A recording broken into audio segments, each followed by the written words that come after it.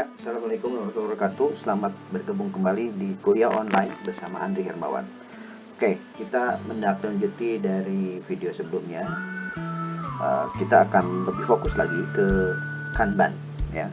Apa yang disebut Kanban, yang dimana Kanban ini adalah salah satu kajian atau salah satu penerapan dalam bidang just in time.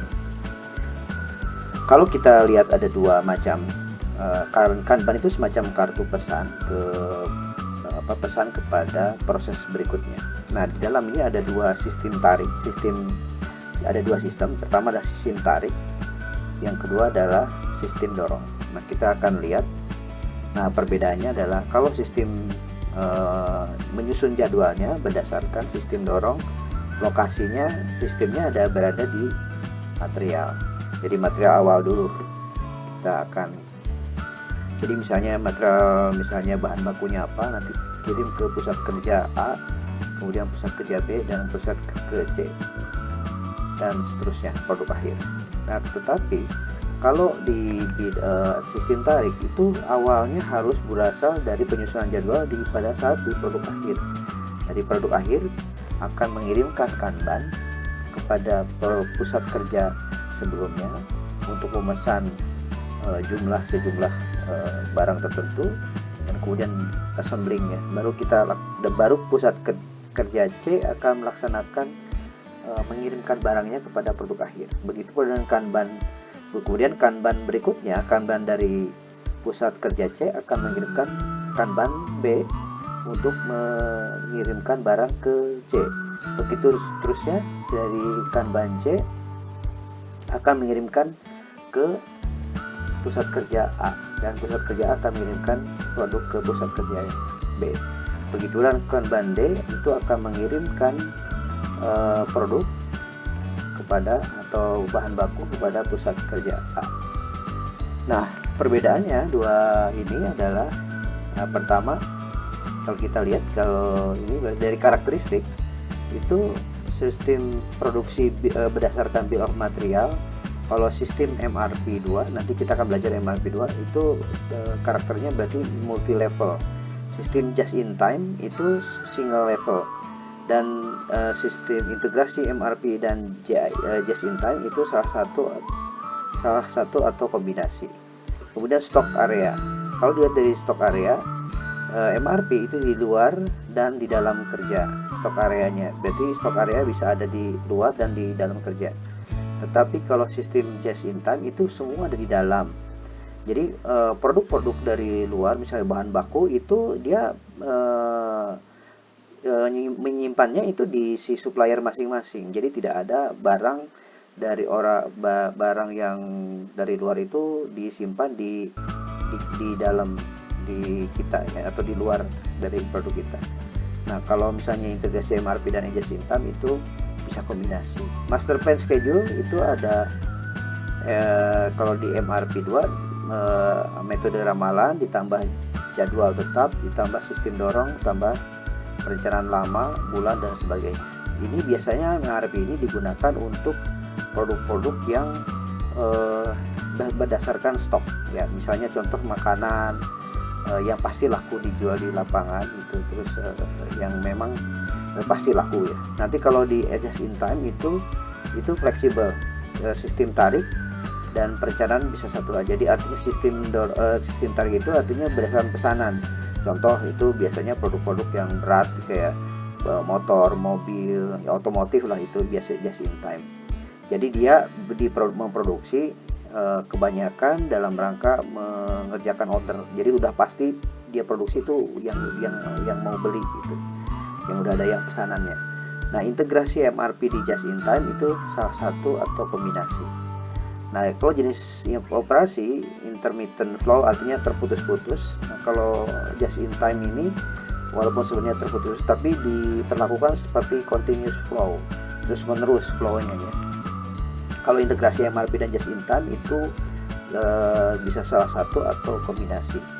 Nah, jenis laporan pengendalian manajemen itu online dan terperinci di sistem MRP2.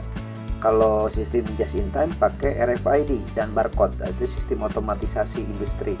RFID itu singkatan dari radio frequency identification. Nah ini jadi dia pakai barcode sehingga si produk itu bisa akan terkoneksi kepada komputer.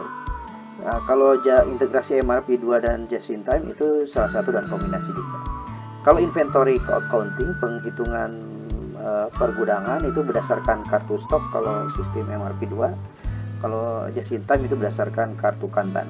Dan integrasi MRP2 ini dan just in time itu salah satu dan kombinasi. Nah ini adalah salah satu bentuk dari gambar kartunya. Jadi kartunya itu ada seperti ini bentuknya.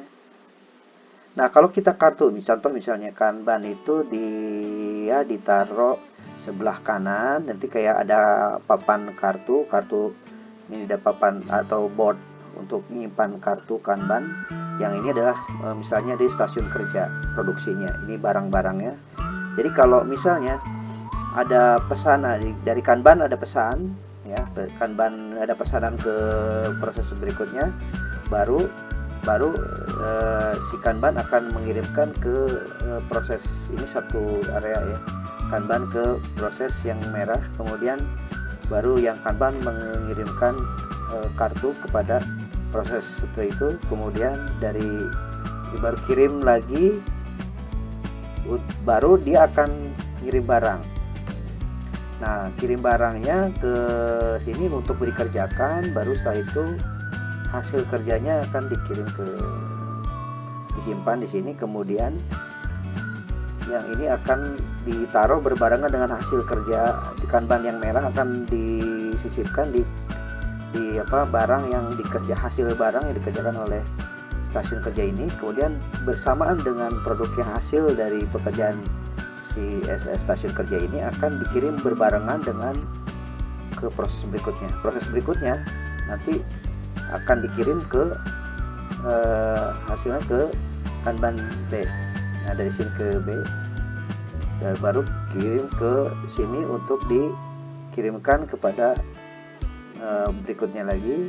Terus kemudian ini dikirim ke sini, Kanban ditaruh, baru Kanban ini akan berbarengan dengan produk hasil dari produk ini, dan terus menerus sampai ke berikutnya. Begitu pula dengan ini, sama hasilnya ini nyambung, dari ini akan diteruskan di proses produksi, ditaruh di sini, yang hasil ini ditaruh di Kanban yang biru, kemudian yang merah akan ditaruh disimpan di barang di barangnya, kemudian seterusnya baru yang ke berikutnya lagi, dan seterusnya. Oke, terus simpan lagi. Nah, baru dari yang merah kirim ke selanjutnya, dan seterus menerus sehingga sistemnya akan mengalir. Peraturan dasarnya adalah pemindahan satu Kanban boleh dilakukan hanya apabila lot itu akan dipergunakan. Jadi Kanban dilakukan kalau lot itu akan digunakan. Kemudian tidak boleh ada penarikan lot tanpa disertai Kanban. Jadi kalau kita narik barang harus disertai dengan Kanban. Yang tadi yang merah, jumlah yang dikerjakan harus sama dengan permintaan. Jadi kalau misalnya 25 ya pesannya 25 dikerjakan. Kanban disimpan harus dapat mudah dilihat oleh pekerja. Makanya di samping pekerja itu ada papan, namanya papan Kanban. Kemudian part cacat tidak boleh dikirim ke proses selanjutnya. Itu aturan main. Jadi menentukan jumlah kartu adalah banyaknya Kanban. Itu adalah rumusnya permintaan harian berapa dikali waktu tunggu atau lead time dikali faktor pengaman dibagi dengan ukuran lot. Ukuran lot itu satu kontainer, satu lot itu satu keranjang itu berapa banyak. Nah contoh misalnya kebutuhan produksi adalah 55 unit per bulan. Pelanggan harus menunggu pesanan sampai mobil selama 22 hari dan mengukur setiap kapasitas ukuran per lot adalah 15 unit. Jumlah hari produksi 20 hari, dan untuk pengamanan perlu dikalikan faktor pengaman sekitar 1,5 atau 50% lebih tinggi. Berapa jumlah Kanban yang dibutuhkan? Nah ini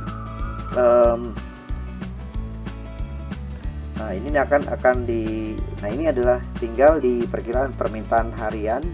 Berarti yang tadi kebutuhan produksi 55 unit ini per bulan dibagi berapa hari kerja, ini kan 20 hari kerja ya, jumlah hari produksi 20 hari kerja, berarti 55 dibagi 20, berarti larinya permintaan hariannya berapa dikali waktu tunggu adalah 22 hari.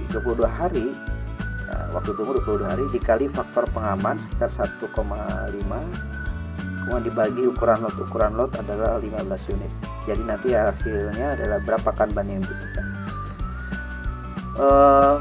Ini adalah bagaimana kita melakukan penilaian misalnya dalam rangka perencanaan produksi, kemudian setelah dilakukan produksi, baru pengendalian produksi, bisa amati penyimpangan dari rencana dan aktualnya, baru kita tanyakan apakah terjadi kekurangan dari part sehingga lini produksi terhenti.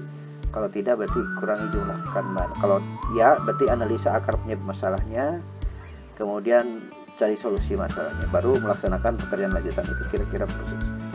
Tugas TQM 8 adalah mencari jurnal mengenai just in time, kemudian buat presentasi rangkuman dari jurnal tersebut dalam bentuk video, kirim ke kuliah online 6untak@gmail.com, dan jangan lupa sertakan tugas 8 TQM 8 nama, NIM, dan kirim setiap hari Selasa minggu depan. Oke, terima kasih.